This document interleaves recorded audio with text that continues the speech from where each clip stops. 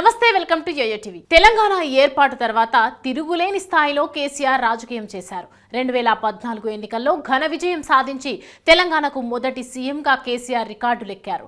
2018లో ముందస్తు ఎన్నికలకు వెళ్లి ఏకంగా 88 స్థానాల్లో విజయం సాధించారు. వరుసగా రెండోసారి కేసీఆర్ సీఎం అయ్యారు. 2014 నుంచి ఇప్పటి వరకు దాదాపు 9.5 ఏళ్లు కేసీఆర్ సీఎంగా ఉన్నారు. అయితే 2023 డిసెంబర్లో జరిగిన అసెంబ్లీ ఎన్నికల్లో మాత్రం ఓటమిని చూడాల్సి వచ్చింది. 29 స్థానాల్లో బీఆర్ఎస్ విజయం సాధించింది. కానీ మెజారిటీ మాత్రం కాంగ్రెస్ కే దక్కింది. దీంతో హస్తం పార్టీ అధికారం చేపట్టడమే కాకుండా పాలనలో దూసుకెళ్తోంది.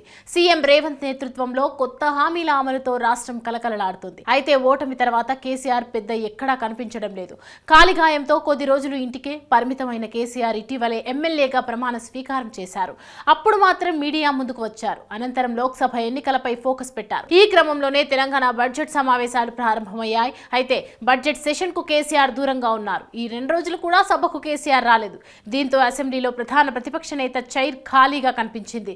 సభా నాయకుడి హోదాలో సీఎం రేవంత్ రెడ్డి మాట్లాడుతున్నప్పుడు ఇదే విషయాన్ని పలుమార్లు ప్రస్తావించారు. సీనియర్ సభ్యుడైన కేసీఆర్ సభకు వచ్చి ప్రభుత్వానికి సలహాలు సూచనలు ఇస్తే ఆయన గౌరవం పెరుగుతుందే తప్ప తగ్గదన్నారు.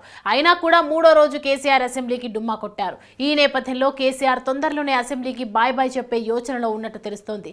కేసీఆర్ లోక్సభకు వెళ్తున్నట్లు సమాచారం. ఈ లోక్సభ ఎన్నికల్లో మెదక్ నుంచి పోటీకి సిద్ధమవుతున్నారని, అందుకు కావాల్సిన గ్రౌండ్ వర్క్ ను కూడా చేయిస్తున్నట్లు తెలుస్తోంది. ఇప్పటికే చాలా మంది బీఆర్ఎస్ నేతలు కాంగ్రెస్ లోకి వెళ్లేందుకు మార్గం సుగమం చేసుకున్నారు. హస్తం పార్టీ కూడా ఇప్పటికే చాలా మందికి చేరికకు రేవంత్ రెడ్డి గ్రీన్ సిగ్నల్ ఇచ్చినట్టు తెలుస్తోంది.